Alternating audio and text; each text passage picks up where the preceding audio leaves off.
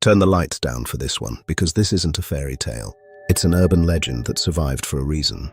You already know the story. A shepherd boy cries, "Wolf!" The village runs to help. No wolf.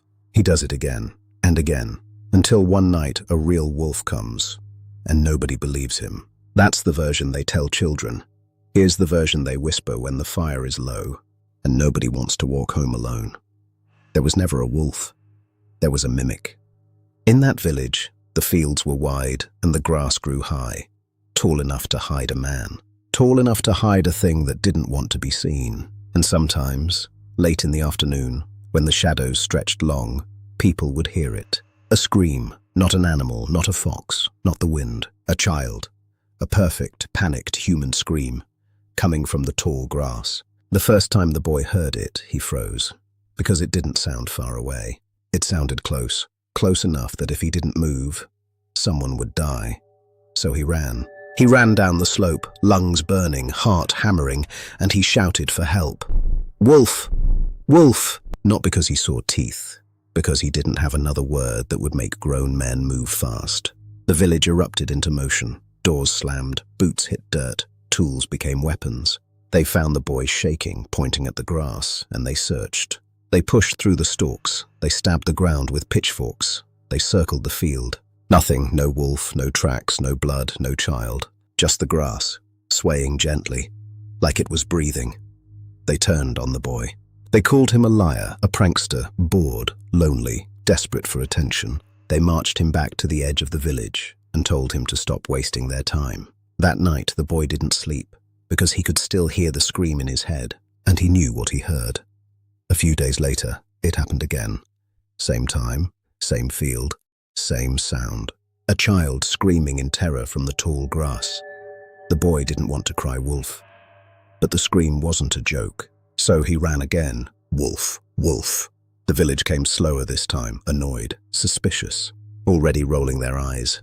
They searched again. Nothing. And this time the punishment was worse. They laughed. They told him that the next time he cried wolf, they'd let him deal with it alone. The boy begged them to listen. He swore he heard it.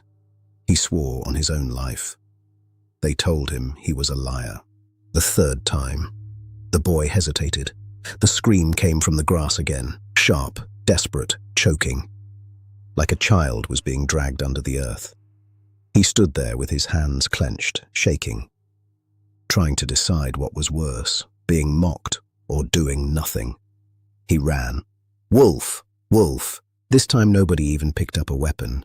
They didn't come to the field. They didn't search. They stayed in their houses. And the boy stood alone at the edge of the tall grass, listening to that scream fade into silence. After that, the village decided the boy was finished. They told their children not to speak to him. The boy was sent back to the fields every day, alone, because if you leave a child alone long enough, something else starts keeping them company. The mimic wasn't trying to trick the boy. It was training the village. Scream equals nothing. Help equals wasted effort. By the fourth, the village wouldn't move, even if the world was ending. And then the final night came. Just the boy in his small room, staring at the dark window, feeling that horrible pressure in the air. He heard footsteps outside, slow, careful, like something learning how to walk like a person. Then a voice, a man's voice, warm and familiar, the baker. "Boy," it said softly, "come out, we're only teasing you."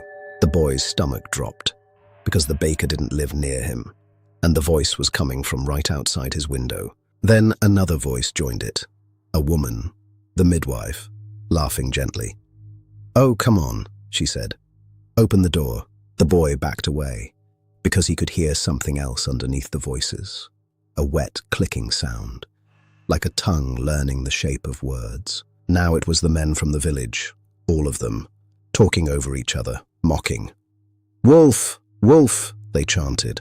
The boy clamped his hands over his ears, and that's when it happened. From inside the house, behind him, he heard his own voice. "Help me!" his voice screamed. "Please, it's got me!" The boy spun around, eyes wide, and saw nothing, but he felt it.